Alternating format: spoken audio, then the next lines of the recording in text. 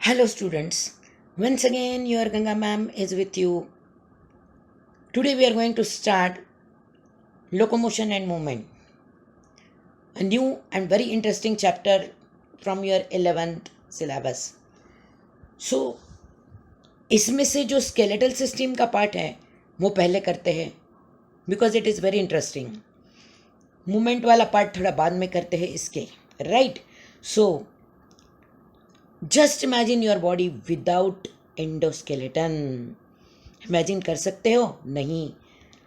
You have exoskeleton as well as endoskeleton. ये exoskeleton क्या होता है? It is present on the body. It is protective structure. जैसे कि ह्यूमन बींग में नेल्स है, हेयर्स है, ये एक्सोस्केलेटन में आते हैं. सो एंडोस्केलेटन क्या है? Endoskeleton actually forms framework of your body. ये बॉडी के अंदर का पूरा ढांचा बनाता है, बॉडी को एक डेफिनेट शेप देता है.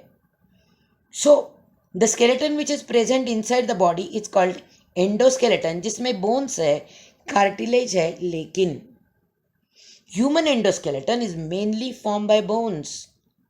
कार्टिलेज कहीं कहीं है. Let us see the functions of your endoskeleton.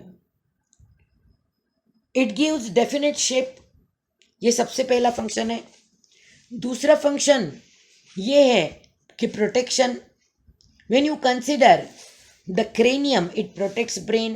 Thoracic cage protect करता है हार्ट, लंग्स और मेजर ब्लड वेसल्स को. Next function is it actually provides surface for the attachment of the muscles. Right, हमने देखा body को definite shape देता है, internal vital organs को प्रोटेक्ट करता है, बोन्स अटैचमेंट के लिए मसल के जगह प्रोवाइड करते हैं. राइट, अब देखते हैं और कुछ functions. It acts as a system of lever and helps in movement of the body parts. Movement में भी और लोकोमोशन में भी. Movement is restricted to body parts, लेकिन locomotion, total displacement of the body from one place to another place, it's called locomotion. हमें दोनों कामों के लिए हमारे एंडोस्केलेटन की ज़रूरत होती है. अगर आपके उंगली में बोन्स ही नहीं है तो उंगलियां हिलेंगी कैसी, और अगर पैरों में आपके बोन्स नहीं है तो आप चलोगे कैसे. So we need bones for movement, or rather endoskeleton for movement and locomotion. So now you know the functions. Most important function, red bone marrow present in long bones produce RBC as well as other blood cells. इस function को कहते हैं हीमोपोयासिस. सो ये एक important function है आपके skeleton का. इसके सिवा आपके बोन में स्टोर होता है कैल्शियम, फॉस्फोरस, मैग्नीशियम. ये सॉल्ट स्टोर होते हैं. Right, when you consider the endoskeleton, it can be studied in two parts. ये कौन से पार्ट्स हैं? एक है एक्सियल स्केलेटन और दूसरा है अपेंडिकुलर स्केलेटन.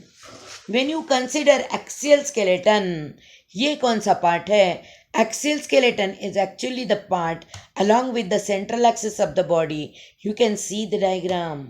आपके पास डायग्राम दिख रहे हैं. इसमें दो दो कलर से आपको डिफ्रेंशिएट करवा के बताया है कि एक्सियल स्केलेटन के पार्ट्स जो है वो है skull, thoracic cage and vertebral column. इनका कलर अलग है. और अपेंडिकुलर स्केलेटन जो दूसरा पार्ट है उसमें आते हैं पेल्विक गर्डल, पिक्टोरल गर्डल, फिर upper limb bones and lower limb bones. So आपने ये तो पक्का देख लिया है कि which are the components that are present in axial skeleton. Right, now let us study one by one. Students, क्या आपको मालूम है अडल्ट ह्यूमन बीइंग के एंडोस्केलेटन में टोटल बोन्स कितने होते हैं? They are 206. फिर हम आज देखेंगे इसमें से एक्सियल स्केलेटन में कितने हैं और अपेंडिकुलर स्केलेटन में कितने हैं. The axial skeleton consists of 80 bones. They are distributed in head and trunk region of human body. क्या क्या कंपोनेंट्स होते हैं? चलो, पहला है ह्यूमन स्कल. स्कल में होते हैं cranial bones and facial bones, उसके साथ साथ ear ossicles which are present in middle ear, और एक हायोइड बोन है जिसको आपकी टंग अटैच है. ये रेफरेंस हमने डाइजेशन में लिया है.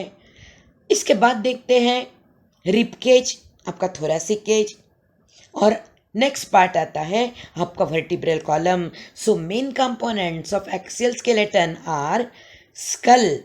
स्कल के साथ जो कंपोनेंट्स है वो हमने देखे. सेकंड रिब केज और third vertebral column. The axial skeleton and appendicular skeleton together form the complete skeleton and the sternum. Now look at the diagram. आपको बताया गया है दो अलग अलग कलर्स में एक्सियल स्केलेटन के कंपोनेंट्स और एपेंडिकुलर स्केलेटन के कंपोनेंट्स. एपेंडिकुलर स्केलेटन में आते हैं pectoral girdle, pelvic girdle, upper limb skeleton और lower limb skeleton. So 80 bones, 80 bones are present in axial skeleton and 126 bones are present in appendicular skeleton. चलिए axial skeleton का सबसे पहला वाला पार्ट देखते हैं, वो है स्कल. Now skull is form by 22 bones. फिर इसमें ईयर ऑसिकल्स 6 और हायोइड बोन एक अलग से ऐड किया गया है और टोटल काउंट में 29 लिए गए हैं. लेकिन एमसीक्यू में आपको क्रेनियल बोन्स 8 और फेशियल बोन्स 14 ही लिखना है. So cranial bones are 18 number. मैंने आपको कहा कि you can study skull in 2 different parts. Number 1 cranial bones and number 2 facial bones. Cranial bones 8 कौन से है देखते हैं. पैराइटल्स 2 है जो रूफ बनाते हैं आपके क्रेनियम का. टेम्पोरल 2 है, पेयर्ड है, जो लैटरल साइड्स बनाते हैं. फ्रंटल सिंगल बोन है जो फोरहेड बनाता है. देन ऑसिपिटल बोन, ये आपके क्रेनियम का थोड़ा पीछे वाला और थोड़ा नीचे वाला, that is back side and lower side of the cranium is form by this occipital bone. Next है एथमॉइड एंड स्पीनॉइड. ये अंदर से है, ये आपके ब्रेन को बैठने के लिए एक सपोर्ट देते हैं, इसके ऊपर ब्रेन रेस्ट करता है. Now let us see the facial bones. Facial bones में मैक्सिली 2 है जो जिसने मिला के आपका अपर जॉ बनाया है. जाइगोमैटिक्स आर चिक बोन्स, वो भी 2 है. मैंडिबल सिंगल बोन है and it is only movable bone in your total skull. Nasals bone 2 है, ये बोन ने आपके नोज वाला ट्रायंगुलर पार्ट बनाया है. आगे वाला पार्ट जो है वो कार्टिलेजिनस है. पैलेटाइन बोन्स 2 है, ये रूफ ऑफ माउथ कैविटी बनाते हैं. इंफीरियर नेजल टर्बिनल्स और नेजल कोंचे, ये 2 है, ये अंदर से है जो एयर को नेजल कैविटी में थोड़ी ज़्यादा देर रोकने के लिए काम आते हैं. लैक्रिमल बोन्स बहुत छोटे स्पॉन्जी 2 है, ये आपके आँखों के कॉर्नर में जो रेड स्पॉट है उसके नीचे है. लैक्रिमल बोन्स में लैक्रिमल ग्लैंड्स के टीयर ग्लैंड्स के डक्ट्स ओपन होते हैं. There is single bone called vomer.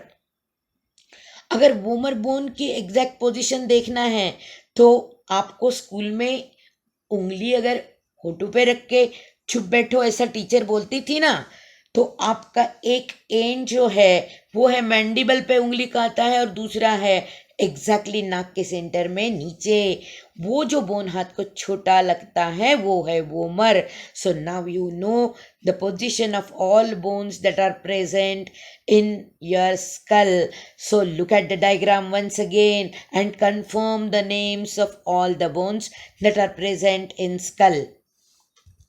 चलिए लास्ट टाइम मेरे साथ रिवाइज कीजिए. This is frontal single bone. It forms forehead. It also contributes in formation of orbital cavity. Now see the second bone. These are paired bones. These are parietals.